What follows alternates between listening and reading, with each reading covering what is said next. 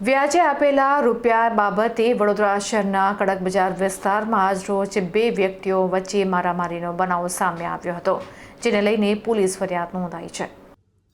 પ્રતીક પ્રકાશ રાવલ નામના વ્યક્તિએ કૌશિક જેઠવા પાસેથી વ્યાજ પેટે રૂપિયા 5,000 ઉછીના લીધા હતા।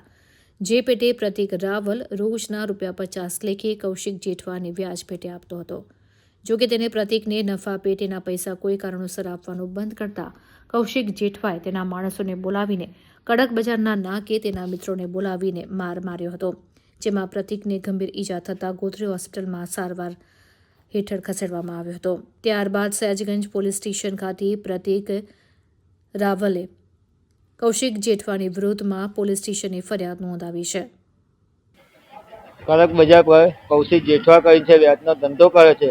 5,000 રૂપિયા મૂડી દીધી હતી મેં, 7 મહિનાથી નફો હાલું છું। જ્યાં સુધી મૂડી ના હાલું ત્યાં સુધી પૈસા હાલવાના, ને આજે નહીં હાલ્યા તો મારા રોડની વચ્ચે મને ઊંઘાઈ માર્યો છે, ને મારા મોઢામાંથી લોહી બોહી કાઢ્યું, આ કાનમાં માર્યું છે, બે કાનમાં, ને પેટમાં છાતે બધે મને માર્યું છે, ને લાતે માર્યો છે મને। તમે કેટલા વ્યાજે રૂપિયા લીધા?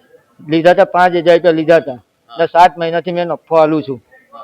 મારે કાયદેસરનું કેસ કરવો છે, ને કાયદેસરનું ઝઘડવું છે, ને આ વિડીયો મને છે પહોંચાવો છે, ઉપર સુધી મને પહોંચાવો છે।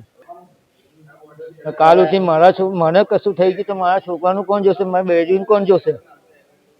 મારા બે નાના છોકરા છે, તો હું કરશું? બોલો, શું નામ છે જે વ્યાજે પૈસા ફેરવે છે? કૌશિક જેઠવા।